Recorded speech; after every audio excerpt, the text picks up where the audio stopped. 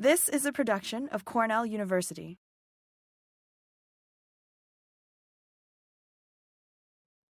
So, Joss, thank you, and I'd like to thank the folks in plant biology and at Cornell University for allowing me to do this seminar, to tell you something that's been a passion in my life for the last 35, 36 years, and also to come back to Cornell, which is one of my most favorite places in the world to be. My time as a postdoc here was really, really wonderful.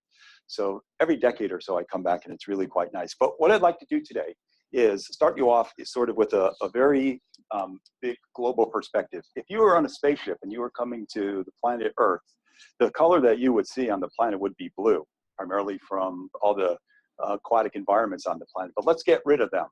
And if we were to look at the land masses, the other color that would be pretty obvious is that of green. And that, of course, comes from the pigments that you get from the great diversity of land plants that occupy many terrestrial ecosystems on the planet. So the big question that has been intriguing plant biologists for a long time has been, where did land plants come from? From what group of organisms did they come from? So if you went back about 450 million years, 500 million years, this is what eukaryotic plant life might look like. It would be some green algae living probably in a thermal outflow of a shallow wetland area, kind of like what you would see if you went to Yellowstone National Park and moved away from the real hot springs. So about 450 million years ago, we went from this up to this over here. And the group of organisms that we've come to know as the ancestors of land plants, and those most closely related to land plants, are called the charophytes, or the more proper taxonomic designation would be the streptophytes, the basal streptophytes. And you undoubtedly have seen them if you've gone to any aquatic ecosystem. Freshwater algae for the most part, but a unique group of algae, and not the biggest group within the green algae. So what I wanted to do, just spend a minute and talk a little bit about the history of the discovery of charophytes as being land plant ancestors. And it really hasn't been all that long ago that there were other ideas as to where land plants and the whole idea of multicellularity came from. If you got to a point, let's say before the 1960s, you would see many different phylogenetic schemes. And one of the more common ones is you get something like Chlamydomonas as a basal organism, and then you would have colonial green algae that swim, that don't swim. Then you get to filamentous organisms, and then branch filaments, and then parenchymatous tissue. And then there you go, end of story. There's the land plants, okay? So at that time, please remember that the technology that was available for people to come up to interpret what might be happening out there was somewhat limited, based on reproductive biology, some basic microscopy, and really that was about it. Well, something happened in the 1960s that really changed the whole equation. Just like many of the new techniques and protocols and instruments that we have in molecular biology today, in the 1960s and beyond, it was the electron microscope that changed things. And in the 1960s, people started using glutaraldehyde as a primary fixative for preparing things for TEM, and you got superior fixation. So I just want to introduce you to some of the great characters in the history of charophytes. So I've called this the modern era.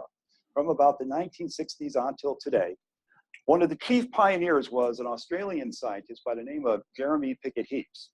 And Jeremy Pickett-Heaps was at the University of Colorado for a long period of time. And he was a meticulous microscopist, a great guy.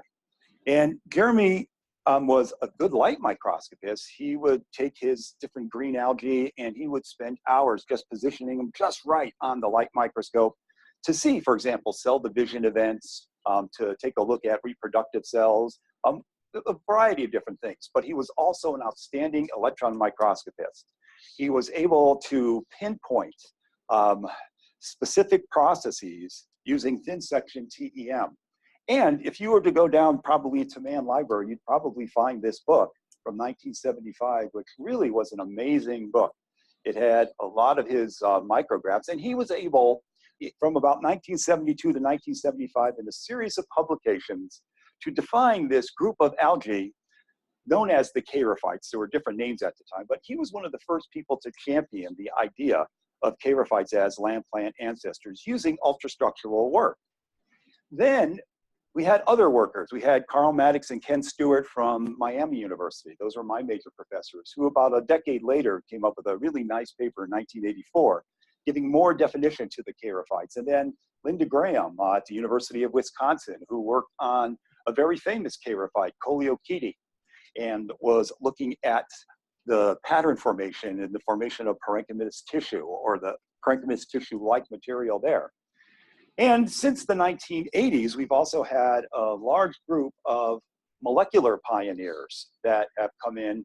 And interestingly enough, a lot of the molecular data that has been used to look at the charophytes really kind of confirms what people like Pickett Heaps and others were able to come up with the electron microscope. So very interesting history, and it was in the 70s and 80s really where a lot of this started to blossom. All right, so here's the green algae. So in this big group known as the green algae, most of the green algae are not charophytes. They belong to a group that we'll call the chlorophyta. And within the chlorophyta, you have things like your seaweeds, the former ulvophytes, they're now in this group. You have some freshwater filamentous forms. You have the lichen algae. Chlamydomonas fits in this particular group. But probably the largest and most diverse group that you have are these things that are designated in the prasinophytes. And these are, as Carl Maddox, my major professor, once said, little round green things that swim or don't swim. And you really got to believe that, because these are really tiny organisms, picoplankton, found in the oceans. Some of the cells may be only a micron or two in size. They're the most abundant eukaryotes on the planet. They would fit into this group. But then we come to the streptophytes or the charophytes. And it really is a group of strange bedfellows that you find in this particular group. The morphology is very, very different. Okay, you'll see in just a second that the different forms that you find there are quite unique. So let's take a look at the charophytes really quickly. And if we were to look at the extant charophytes that are out there, there's basically two groups. There's the early divergent taxa. And within this group, we have an organism named Mesostigma. It's a little round green thing that looks like a flattened lifeboat, swims around. And for all of you who are interested in other parts of biology, this organism produces beautiful layers of scales. And this was one of the organisms, along with some of its cousins, that kindly start to put an end to how a Golgi apparatus, how a Golgi body works, where in effect, you do have the cisternae of a Golgi actually move through from the cis to transface. You can see the scales actually forming, as opposed to just stationary cisternae, and you have vesicles taking things from cisterna to cisterna. Chlorokybus, an unusual and rarely found terrestrial organism. If anybody would like to talk about this later, I'd love to talk about Chlorokybus, especially if you're interested in the evolution of hydrolyzable tannins. Unique organism. Klebsiormidium, an organism whose genome is the first of the charophytes to be sequenced. This is an organism that you find in many terrestrial and semi-aquatic areas. If you walk through the desert Southwest and you're walking at certain times of the year in the desert, you're not walking on sand. There's sand there, but you hear crunch, crunch, crunch. Those are films of Klebsiormidium. But most people who are interested in the evolution of land plants are looking at the late divergent taxa. So we have things like Chara and Nitella that you may have seen. Coleochaete, many species form this parenchymatous-like tissue. Like, hey, it kind of looks like a liverwort, so this would be a good candidate. It has been a popular candidate for what's the closest living ancestor to land plants. And then we have the conjugating green algae, things like desmids and filamentous forms. Spirogyra, Mugiosha, you probably have seen them. All right, so here we go. Here are the charophytes, and here are the different groups. And up until about 5 or 10 years ago, there was a question: which of the late divergent forms was the most closely related to land plants? Okay, so I come from Saratoga Springs, New York, and we just finished the racing season. So it was kind of like a horse race at the time. And that is, well, maybe it's going to be something like Chara, okay, because yeah, it's macroscopic. Looks like it has higher plant tissue, it has these whorls, but it's basically an aggregation of filaments, but its reproductive structures look like a land plant, so maybe. Then there's the Coleochaete. Okay, so the Coleochaetales, well, some species have parenchymatous tissue. They have antheridia-like male reproductive structures and oogonium, the zygotes retained on the plant. So, hey, there we go. This has got to be the hands-on favorite. And then there's these freaky zygnematalian organisms, the ones that conjugate, no motile cells. You don't have to worry about sperm cells or egg cells, unicellular, some filamentous forms. So in the early part of this decade, there was some molecular work that was being done. And what they found out as they were looking at who was going to win this horse race, it was the zygnematales. All right, so it's the conjugating green algae that turn out to be the closest living ancestors to land plants. And one of the organisms that I'm going to spend quite a bit of time on today, that's Penium. And Penium is a very simple organism, as you will see. And Penium, along with Spirogyra, are believed to be organisms that represent things that are closest to land plants. Now, I truly understand that the survey that has been done looking at the phylogenomics of all of this has been really limited. But until they do more of a survey, that's all the NSF needs to know. All right, so now let's just take a look at charophytes that have been used as model organisms. Now, charophytes, in my title, the word secret, well, they haven't been all that secret. We've used charophytes as model organisms for many different biological applications. For example, Chara and Nitella are well known for studies of cytoplasmic streaming. You have people in this audience who have worked on Chara and Nitella and cytoplasmic streaming. It's a wonderful organism for studying gravitropism and statolytes. It's an organism that has been in space, whether it's real space or whether it was simulated space. Right, you have Coleochaete that has been used as a model for looking at pattern development, patterns in tissue development. Right, you have organisms like the desmids that have this beautiful form that have been used in cell morphogenesis and symmetry, getting particular morphogenetic patterns in cells. And recently, there's been some great stuff where we're looking at cell wall polymers, hormone physiology, signaling systems that are indicating that charophytes might be really nice organisms for studying some basic facts about plant biology. So for me, I've been working on charophytes for a long period of time, and about 15 years ago, I got interested in the tremendous amount of polysaccharides produced by charophytes that are found in shallow aquatic ecosystems in the Northeast. I used to spend most of my time from about 5:30 every morning till 9 out in the field collecting various charophytes and trying to get some of the polysaccharides off and characterizing them. And I must admit, this was a wonderful experience for many, many years, not only because you were able to go out to some really beautiful places, but I had one of the best laboratory collaborators, one of the best laboratory managers, if you like. Something that was meticulous, always kept things organized, and made this laboratory perfect almost every day. And it was this guy right over here, right? Beavers, unbelievable. They do not leave any stick, out of place. And all you have to do is feed them sticks. As long as you have juicy bark, they'll work for whatever. All right, so I was interested in these blooms and some of the mass amounts of polysaccharide that are pushed out by these organisms when they bloom. So with these organisms, working with these organisms, I found an alga, a placoderm desmid, a unicellular one known as Penium margaritaceum. This organism was perfect for a lot of studies looking at cell walls and secretion, as you will see. One of the main reasons for this is that it has a very simple morphology. It's an elongate cylinder with rounded poles.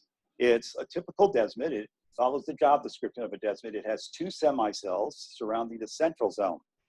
But there are a lot of other features that you'll see that make Penium kind of a wonderful organism. First of all, it produces only a primary cell wall. You don't have to worry about secondary cell walls complicating issues. Plus, it produces these unique extracellular gels. Live cells can be labeled with a variety of probes, including monoclonal antibodies. And then you can place the cells back into culture and you can watch development. You can watch expansion dynamics. It's easy to grow and to manipulate.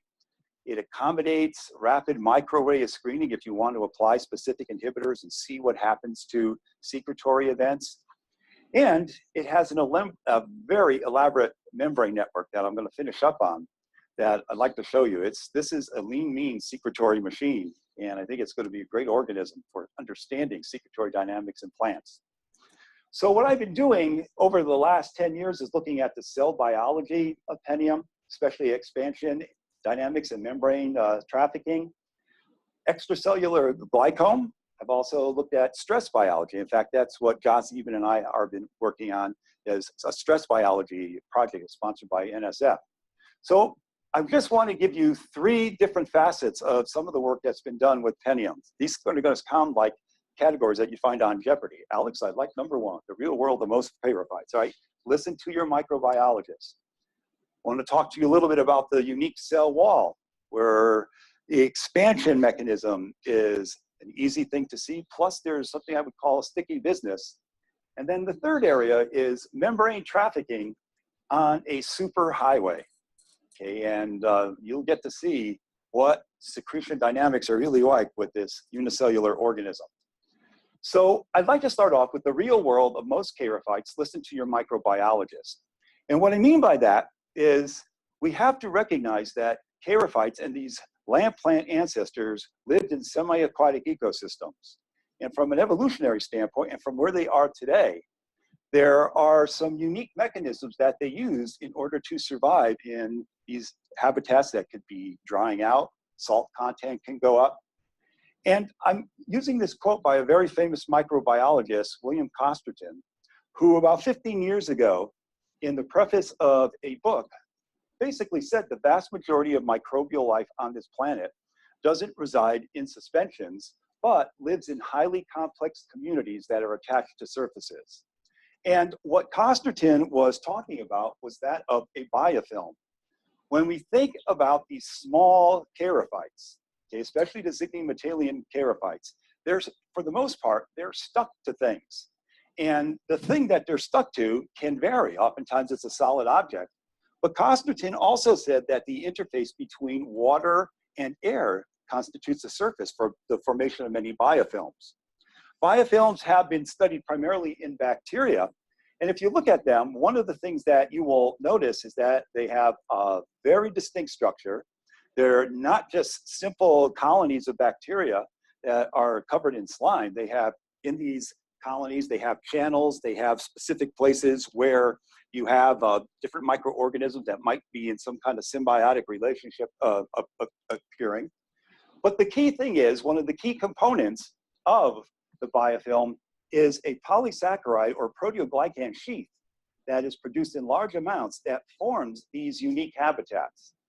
And I will tell you that desmids and many of the charophytes, including Penium, are organisms that produce extensive EPS sheets.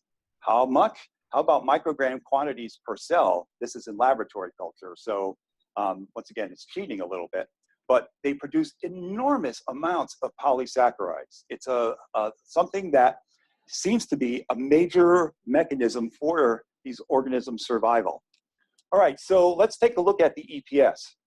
You can look at these with antibodies raised against the EPS, and this is a cell that had the EPS washed out and labeled it with this anti-EPS antibody after the cell was kept in culture for maybe an hour or so. So it's producing incredible amounts of this polysaccharide. Okay, you could study these things also by using fluorescent beads. We can look at the production rates of EPS by taking fluorescent beads, incubating, or taking the cells and incubating in them, and watch how these fluorescent beads are pushed out. Now, what does Penium and what do these EPS compounds do for desmids and some of the other charophytes? They use it for gliding. That is, they secrete the polysaccharide from one area of the cell. It's very hygroscopic, so when it comes out of the backside of the cell, it swells with water, and that propels the organism in a particular direction. But more importantly, it's used for ensheathment on a surface and for forming biofilms. Linda Graham, who I told you about just a few minutes ago, she spent some time in the late 1990s and early 2000s looking at some of the bacteria found in the EPS biofilm sheets of some charophytes. And it was a unique assortment nitrogen-fixing bacteria, sulfate-reducing bacteria, that there really were true biofilm communities associated with these EPS sheets that you find with things like Penium. Also, just keep in mind, as you'll get to see in a little bit, that there's site-specific secretion. Okay, that is when they make contact with the surface and they want to secrete EPS, they do it in particular parts of the cell. So what is this stuff? Well, I know it's a Friday afternoon and I'm not going to go into detail, but what the EPS is a very complex polysaccharide or, aggregation of polysaccharides. And it's very, very unique. It's not a galacturonic acid. It's not a galacturonic acid based polysaccharide. It's a glucuronic acid based polysaccharide with lots of xylose and fucose. And we've done a little bit of work on the composition under high light conditions, under high temperature conditions. And the one particular condition that really changes the EPS is that of high temperature, where we lose uronic acids. We have a decrease in a couple of the main sugars, 3-linked fucose and 3,4-linked rhamnose, and terminal galactose residues go down. So there are changes in the polysaccharide composition under this stress. So one of the things we're doing right now is taking a look at the EPS and its secretion under various stress conditions. All right, the second thing I want to talk about is that of the cell wall. Once again, this organism only has a primary cell wall, and the expansion dynamics can be studied quite easily. Just to review for you the primary cell wall, the cell wall that is produced when an organism is expanding. Remember, we have cellulose, which is the load-bearing component of the cell wall. We have cross-linking hemicelluloses and pectins. In Penium, the thing that sort of hits you right between the eyes are the pectins, because it has it advertised on its surface. Pectins are polymers of galacturonic acid and other sugars. And this picture is a little bit complicated, but you could have several different types of pectin subdomains. You could have pectins just made up of galacturonic acid, and those would be the homogalacturonans. And then you could come to some of the most complicated biopolymers on the planet, things called the rhamnogalacturonans, and in particular, rhamnogalacturonan 1.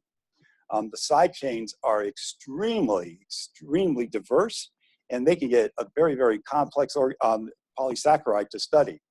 So we were interested in the smooth pectin, the homogalacturonans that don't have any side chains, and RG1, rhamnogalacturonic acid, or rhamnogalacturonan 1, and that's the hairy pectin, and that's primarily because it has these side chains. All right, so with Penium, okay, what did we find?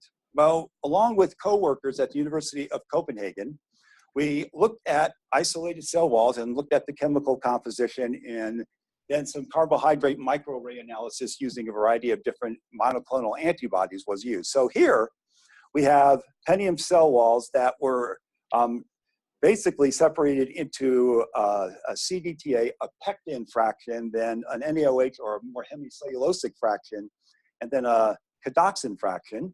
And what we find in Penium is that we have the pectins, we have homogalacturonan, and we have RG1, we have cellulose, we have arabinogalactan proteins, and I really don't have time to talk about, nor can I tell you much about some of the other polymers, but in many ways similar to what you find in land plants.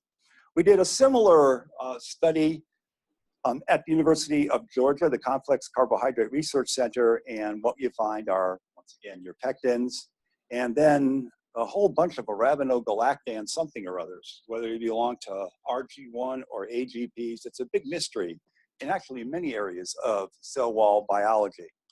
So what does the Penium cell wall look like? Well, you can get cell walls off Penium quite easily, and that's by sonicating. Okay, you don't have to do complex extractions. You just grow the cells up, put them on ice, put a little bit of detergent into a buffer and sonicate them, and this is what you get. And the thing that is most outstanding, represented by this inner circle over here, is what we call the pectin lattice. This is homogalacturonan that is complex with calcium to form a very distinct lattice. Okay, it's a series of very thickened fibrils. Some of them are branched, they come together and they terminate outwards. Or if you were, let's say, a microorganism landing on the penium surface and you wanted to get a side view, this is what it would probably look like.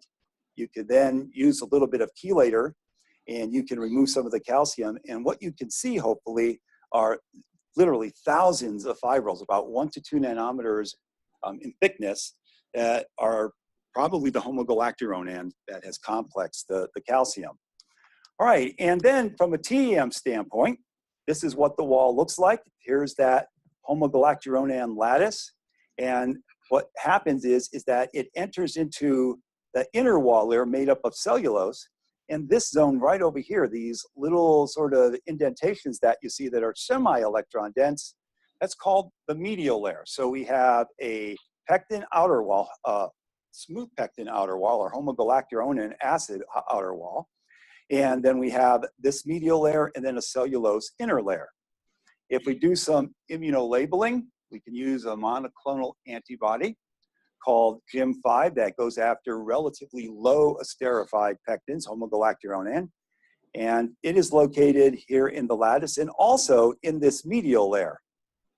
If you use an antibody that goes after the backbone, not the side chains, but the backbone of RG1, what you will find is that it is only found in this medial layer.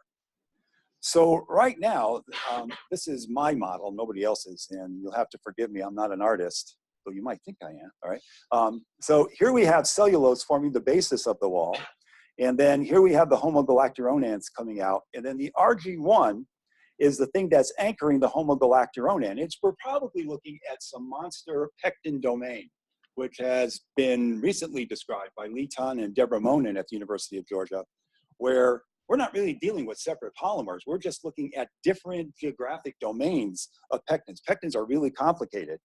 And just to speculate a little bit, it may be that the RG1, the black component here, is the thing that's actually interacting with cellulose. And more evidence suggests that pectins are more important than maybe some of the classic hemicelluloses in the way a cell wall expands. All right, so then I just want to let you know that the homogalacturonan can be labeled using fluorescent probes, and you could then study subsequent pectin secretion dynamics. You could study expansion dynamics. So I just want to point out one quick thing. So here's GIM5, and GIM5 has been a very good antibody for labeling penium. You could label it, put the cells back into culture, and then you'll, the zone here in the middle is going to be where new wall material is produced. And if you look at the zone, you'll see this is the lattice. This is what it looks like. But I just want to spend a minute and tell you about some new valuable probes that are used for studying pectins in plant cells. And they're really remarkable. So if you can just remember what those those SEM images of what the lattice looked like, and then take a look at something like this. Okay, this is one of the new probes used for labeling pectins. And what makes this really nice is that you can actually see some of those thickened fibers coming up to the point. Far more detail than we got using the antibodies. These probes that I'm going to describe to you are wonderful because they're small molecular weight, much smaller than using antibodies, and they can penetrate deeply into the cell wall and provide you with a lot of wonderful detail. All right, so what are these probes? Okay, what are they doing to give you this wonderful detail? Well, one of them is called the Reciprocal oligosaccharide probe. And I must tell you, it's really easy, and these were developed by a person named Josef Mravek at the University of Copenhagen. And here's the way it works. All right, here's a typical homogalacturonan. Here's the galacturonic acids that are lined up. And these blue dots over here are to represent the methyl groups that are attached to the carboxylic acid group that you typically find in pectins that have not yet been secreted. It makes sense to, in effect, neutralize the negative charges on the carboxylic acid groups because the pectin would be too sticky. It would stick into vesicles. So most pectins are produced that are methylated. The homogalacturonan, the galacturonic acid residues are methylated. Well, typically what happens in the development of pectins when it's secreted is they get deesterified. They're deesterified by an enzyme, a well-known enzyme known as pectin methylesterase. I'll mention that in just a minute. But what you do is you remove the methyl groups, and here are your negatively charged galacturonic acids. Well, wouldn't it be a great idea to get something that is roughly the same size as this that might have a positive charge that you can match up? And you can. You could take chitin or chitosan fragments, and what you can do is add them to pectins, and you can get the chitosan fragments at different levels of polymerization, and they'll match up with the pectin, with the homogalacturonan. What you can do is you can add a tag, a fluorescent tag, a gold tag, and that's where you get some really, really beautiful pictures. One of the new probes being used. So these reciprocal oligosaccharide probes, in this case, one called COS, is where you are binding positively charged amino groups on chitosan oligosaccharides with that of the carboxylic acid groups on the oligogalacturonides, a wonderful type of label. There's another one that's even easier. These are oligogalacturonic acid probes. And this picture is a little difficult to discern, but the blue little squiggles, that's the homogalacturonan. And the little yellow dots in there, that's calcium. So you have homogalacturonan after it's been deesterified. And what will happen is you have calcium coming in, and it will form these links. And that's where you get something like the lattice that you see in Penium. All right, well, the brilliant idea that they had was, what about if we were to take known oligogalacturonide fragments and put a probe on it, let's say like Alexaflora 488, and then incubate cells where the pectin was just being secreted, and as it was deesterified, it would match up with these external oligogalacturonides that have Alexaflora 488. And these conjugates have been very, very helpful as well.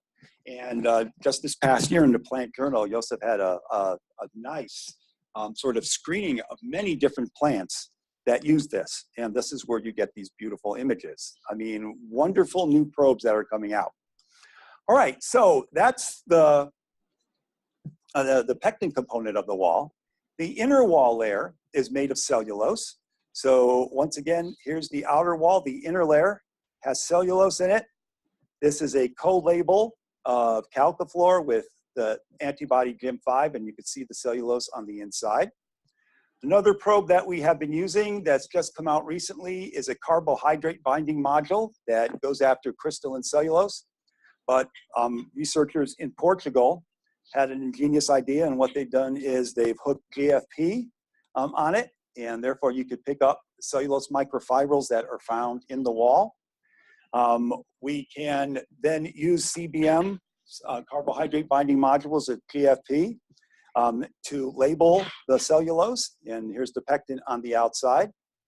So the inner wall layer consists of cellulose and different orientations of cellulose microfibrils.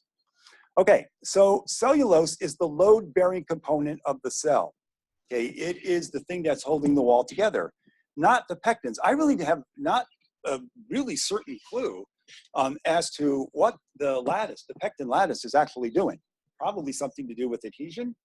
But when you do some simple experiments, like you use a microtubule inhibitor like APM, you get rid of the cortical microtubules that are found in the cell center, and you weaken, you cause the cellulose wall to be thinner because microtubules are controlling the deposition of cellulose. And then you get turgor pressure causing these swellings. Or what about treating your cells, putting them in an EDTA, a chelator solution? We could get rid of the pectin. This is GIM5 labeled, and the cell could be put back in a culture, and ultimately it will produce more pectin, but for several days it doesn't need it. Who knows? Or you can put the cells in pectate lyase, and you could literally strip off the outer layer, fluorescent image with GIM5. Here's your SEM, here's your TM. And this is a cell that's labeled with GIM5, not a speck of the Homogalacturonic, put the cell into culture, it's as happy as can be. And in a couple of days, it will produce more Homogalacturonic. How does the wall expand? Well, the wall expands from the center on out. So, oops, sorry about that. All right, so I'll make this a little bit easier. So the center of the cell, where the nucleus is, that is called the isthmus. And this is the zone where new wall materials are produced, and it pushes old wall material out. So basically, the cell is expanding in that direction. This cartoon gives you maybe a little better idea of what's going on. This zone right over here would be new wall, gets more and more walls pushing the old wall out, and then ultimately you get cell division with daughter cells. And very, very simple. I mean, placoderm desmids have that symmetry, but it's a very easy thing, at least in Penium's case, to understand how expansion occurs. And the central zone is known as the isthmus. All right, so what we have done is we have looked at isthmus zone expansion. What happens is that you have pectins, okay, homogalacturonans that are methyl-esterified that are secreted here in this central zone, this isthmus. Then they are deesterified by pectin methyl esterase. And now we go to GIM5, and this is where this would be located. This is GIM7 label here, the esterified pectin. This dark zone over here is where this would be found. And then over on either side, you have the pectin that has become deesterified and picked up calcium. So the pectin is now being pushed to the outside, and the cellulose as well. And you get this bipolar displacement. And here's an FESEM view showing, we believe, some of the pectin homogalacturonan fibrils before they have complex calcium and form this particular lattice. Right, cellulose is the first polymer that is produced in this expansion zone. The microfibrils are deposited in perpendicular direction to the direction of expansion, and they're associated with a cortical band of microtubules. So here is just a simple section. Here's the cellulose here in the isthmus zone, and here's the lattice that's being formed. Here's a glancing section where you can see the cellulose microfibrils. They're in this orientation, and cell expansion is going in this horizontal direction. If you look at the cell just underneath the plasma membrane, you have a series of cortical microtubules that are probably directing the way in which cellulose is deposited. Cellulose, of course, is made by cis-A complexes on the plasma membrane. And here's the cortical microtubule band as well. Okay, so shortly after the cellulose is produced, the RG1 is deposited. This is with the antibody INRA-RU1 that I showed you before. And then we start to see the lattice that starts to form and starts pushing out the old cell wall material. All right, one other thing. The cell wall has some sticky business, and the sticky business is adhesion. If you take cells and you place them on a substrate, and on that substrate, you let them sit for a while, they'll come together and they will stick, and they will affix to a substrate very, very firmly. And we were interested in what this sticky stuff might be. So you could take some, you could take some beads, polycere beads, and put them around the cell that's just been washed, and within a matter of seconds, there's something sticky on the outside surface. So what's responsible for the stickiness that allows the cell to adhere to some kind of a substrate? Well, we can use a monoclonal antibody known as GIM13, which is probably the gold standard for identifying arabinogalactam proteins in plants. And what we find is that on the outer surface of the wall, you get a very distinct label. The GIM13 labeling is on the outer surface of the wall. We can do the co-labeling with calcifluor or with two antibodies, a pectin antibody, and this is probably the better picture to see. Here's the GIM13 in red, and over here in green is the GIM5. So it's found on the outside of the pectin lattice. The GIM13 material also adheres to substrates, and it leaves a footprint. Here's a cell that was placed on a cover slip, okay, and we just left it there just for a few minutes, and we pushed the cell off, rolled it off. Here's the footprint, and you can see where some of the Gym 13 label came off. So it appears to be the glue. All right, Western analysis. What we have found, and using Gym 13, we find that we have a couple of high molecular weight bands here in cell wall fractions. And also we find it in the EPS fraction. And we're not exactly sure what this means here, but it probably means some of the adhesive material has been sloughed off. This is in addition to that EPS, that gel that is produced by the organism. And then just real quickly, if we look at the TEM, here's that pectin lattice, and here's the fibrils, okay, that are Gym 13 positive. And here's sort of an overview. It forms sort of like a little reticulated network here on the outside. Immunogold labeling, here's Gym 13. It corresponds to what we saw with immunofluorescence. So there appears to be a fibrillar layer of arabinogalactam proteins that are found on the outside and may be important in sticking. The outer fibrillar layer is not attached to the homogalacturonan. We could get rid of the homogalacturonan and these fibrils will still appear. They go into the inner part of the wall, right? So the pectin lattice is, for at least part of this, this is kind of a story that's still being told. You know, we don't know what it is. Here we could strip off the outer homogalacturonan and there are the fibrils. So they're very resistant.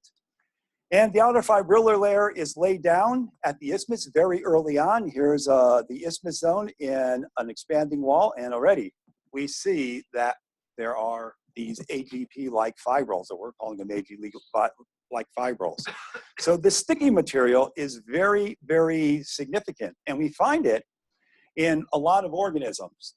Now, something Trevor suggested back last year was, why do we not take a look and see what happens if we incubate the cells with something like phospholipase C to see if there might be an anchor that's found in the plasma membrane? Perhaps you have these AGPs going through the wall and anchoring in the plasma membrane. Well, to make a long story short, here's our control cell. Here's phospholipase C treated cells. We lose most of the AGP. And here's a TEM image, and this is a zone where during phospholipase treatment, we've lost those particular fibrils. So this suggests that AGPs and AGP-like molecules are responsible for adhesion. But I just want to end this particular part by just saying is that we're just learning about AGPs in charophytes, and it may have been very important in the evolution of land plants, a sticky material. That if we look at things like spirogyra, and we wound spirogyra filaments, they form these rhizoids, and then if you label them with Gym 13, the only time you ever see arabinogalactam proteins is in the wound response. Or here in that organism, chlorokybus that I mentioned, the oddball of the charophytes. Its sheath, which allows it to stick to substrates, is made of AGP. So AGP may be the super glue of charophytes and may have been very, very important in evolution.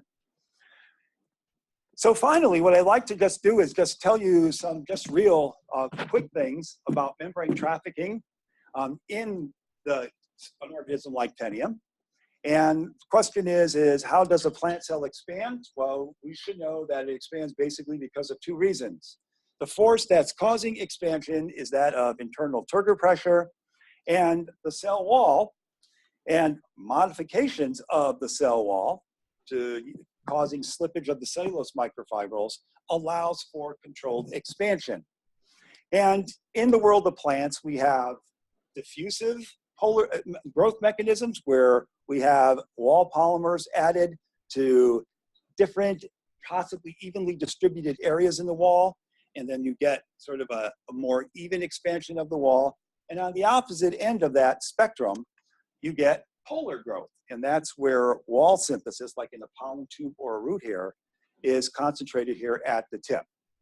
All right, so in Penium, to finish the story up, right, Penium expansion dynamics. I want to leave you with this. This organism is a lean, mean polysaccharide producing machine. I mean, this organism, like many of the desmids, is a perfect organism for studying secretory dynamics in plant cells, right? And one thing that I just want to reiterate is that it's here in this zone, right over here, right, in the isthmus, where we have the wall materials produced at first and being secreted at first. Cell wall expansion requires a very distinct cytoskeletal network. And this is kind of an intriguing thing that we were studying a couple of years ago. So if you do immunolabeling of or the cortical microtubular network in Penium, what you find in a normal cell before expansion is you find a band of microtubules, cortical microtubules. Then what happens is before expansion, you get satellite bands appearing from the mother strand, and they start to move away from the mother strand as the cell starts to expand. Great. All right. Then in this picture over here, you can see they're starting to move away, and they're going to mark the zone where the isthmus is in the daughter cell. The cell hasn't even divided yet.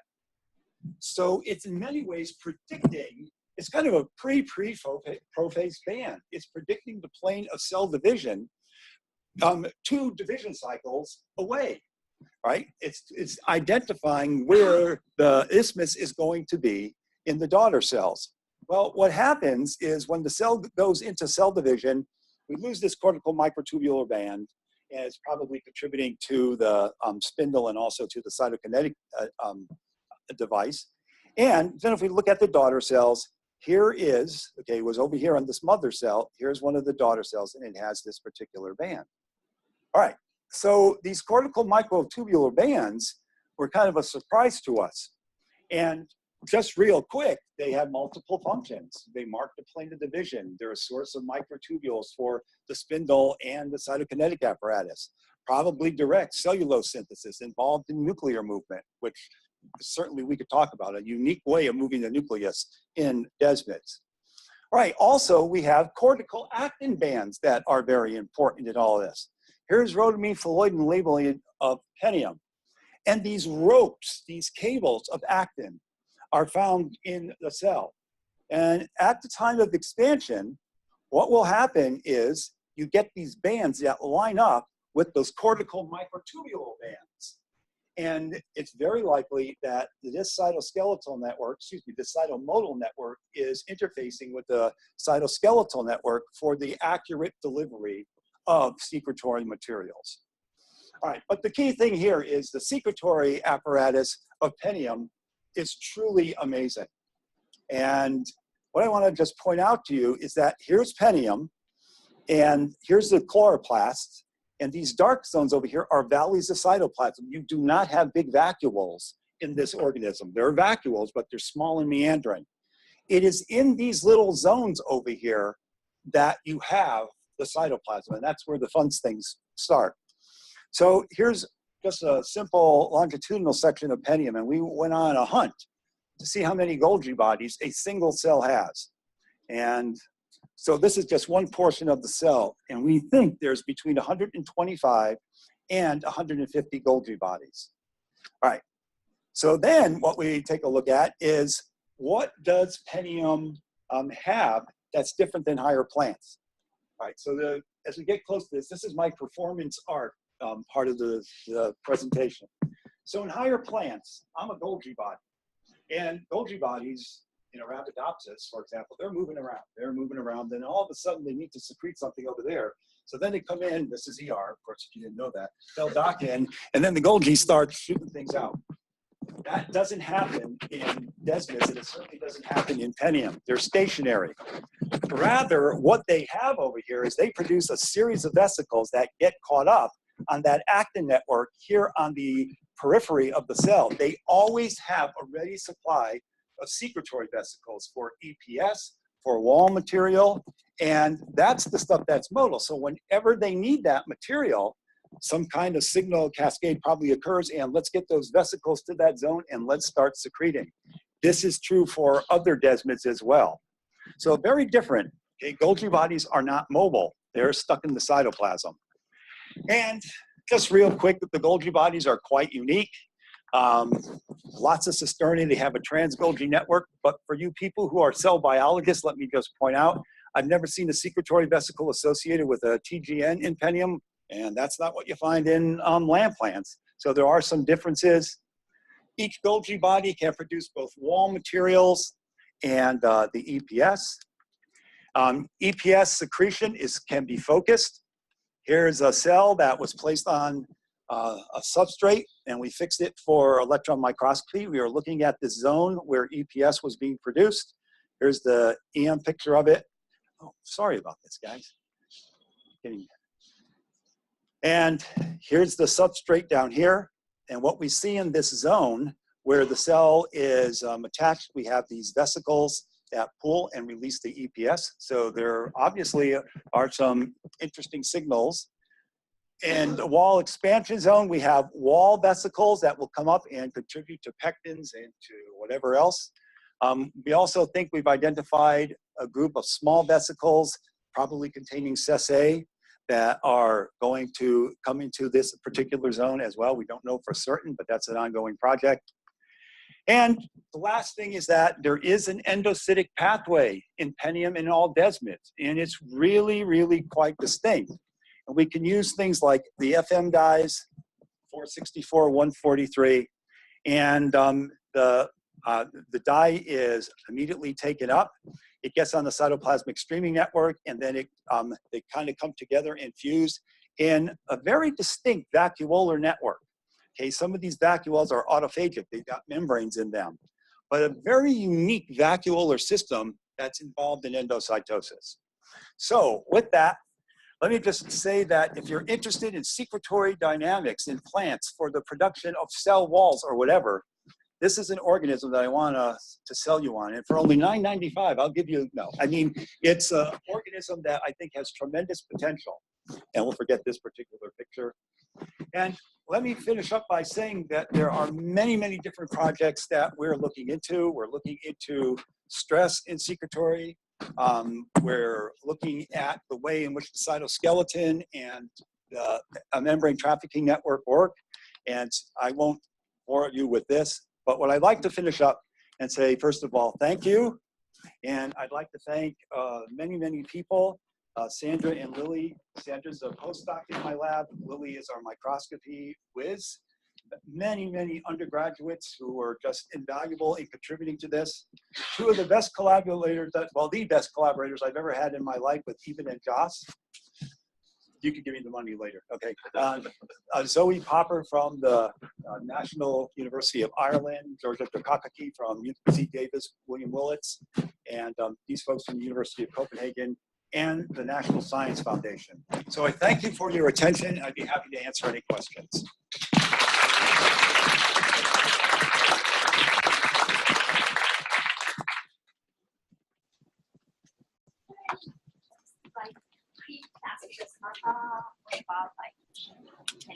Oh, being unicellular, no. No, there's nothing quite. Even though they like kind of close to each other, they get like smart. Yeah, no, never recognized it. No, I have not ever seen anything like that. So, yes. So production of so much EPS, I was wondering, so that would require a lot of investment of carbon, and I was wondering whether there are any adaptations in photosynthesis. Are they better at assimilating carbon that allows them to put so much carbon into EPS production? Yeah, I can't tell you the details of it because I don't know the details of it, but obviously there's a tremendous amount of photosynthate that is directed into EPS. And if you grow these things in culture under high light conditions, the amount of EPS, for example, over, let's say, a 24-hour period will increase 3 times. So this EPS means something to them, and they put a lot of photosynthetic material into it. It's a great question. You know what question I've always had about organisms like this and other charophytes that are found, for example, in these ephemeral pools, is you'll see these things bloom and they'll produce this incredible amount of EPS. It's like green jello. And then about a week later, it's gone. I mean, the ecodynamics of this and what that's being used for in the carbon cycle of that ecosystem, nobody knows. Yes? How does the endomembrane system look in the isthmus? There's no Golgi bodies there, okay? And for most of the time before expansion, you have the nucleus, and then you have cytoplasm around the nucleus, and you could just see the typical vesicles, but it's very little ER and no Golgi bodies. They're in the lobes of the cytoplasmic lobes of that are defined by the chloroplast. The vessels that get transported in. Yeah, so the actin network goes all the way through. So if you're looking at, for example, vesicles, and you want to see what happens, it just doesn't stop at the isthmus. They will go around, and then somewhere during the expansion, obviously pools of all precursor-containing vesicles are pulled off into the isthmus for the expansion process. Yes? The current phylogenetic position of the cyclotetrateales has always intrigued me because if they're really the sister group to the embryocytes, they've lost oogamy, they've lost flagella, they've lost so many things that you would have thought would be in the nearest ancestors. So could I get some reaction from you regarding these strange characteristics? Well, the only thing I could tell you is what Charles Delwich at the University of Maryland has reported, and his point is it's just it's been a evolutionary reduction process. Right. It can't really, really explain it. And that is my follow-up question, which maybe you can anticipate. How much of what you just described is possibly unique to this highly derived group? it very well could be, because they've had 450 million years as well to, I would assume that there is a lot. But the point I was trying to make is that, as far as looking for basic subcellular dynamics, but I agree with you. I mean, it's a really fascinating story right now about the phylogeny of the late divergent charophytes. It's a story that I think is going to be, we're going to learn a lot when we get more genomes out there. Before we go, let's thank David one more time for a fantastic Thank you.